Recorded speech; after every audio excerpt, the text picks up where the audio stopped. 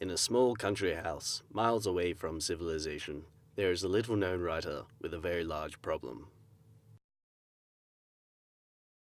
Hi, I'm Talia Newland and I've written a book. Now I have to decide how I'm going to go about getting it published. I can choose either the do-it-yourself style indie route or the traditional route. If I go with a mainstream publisher, I would probably sell more books because my paperback would actually get into bookstores.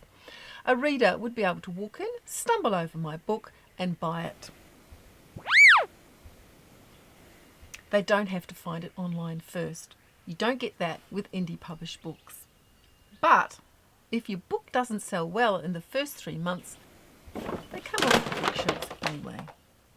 However, a publisher handles all the publishing.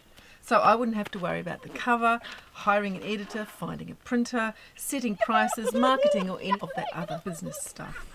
If I found a good publisher, they might even help me grow as a writer.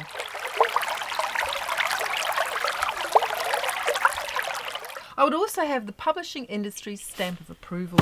I would know my book is good, and so would readers.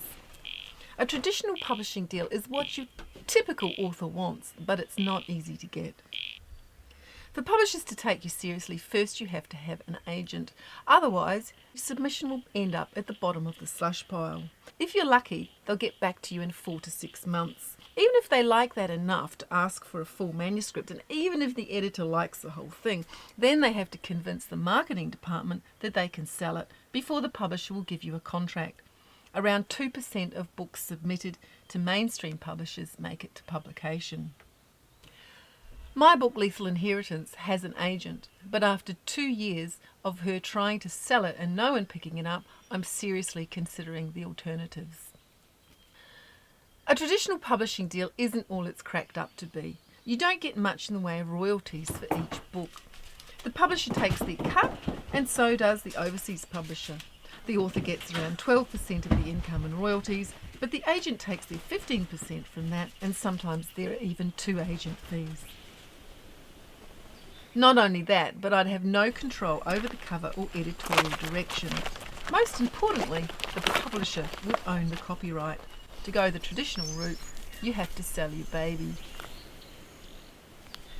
I figured that with a traditional marketing deal, I'd have the publisher's publicity machine behind me, but they focus their money on the big numbers, so I'd still be doing the same marketing as indie authors.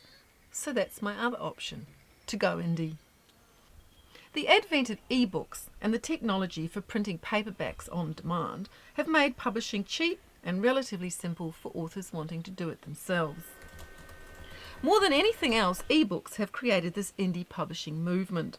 They have infinite availability, no limited shelf life here, and readers worldwide have instant online access.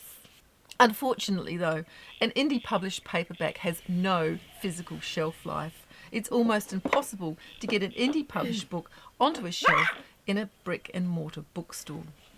But print-on-demand services mean that even though a reader might not be able to find a book on the shelf in a bookstore, they will be able to walk in and order it.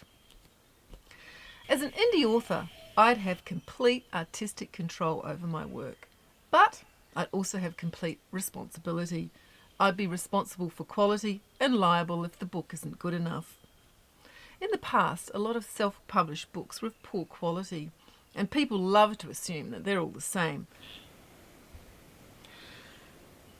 But these days, indie and self-published books have a growing positive profile.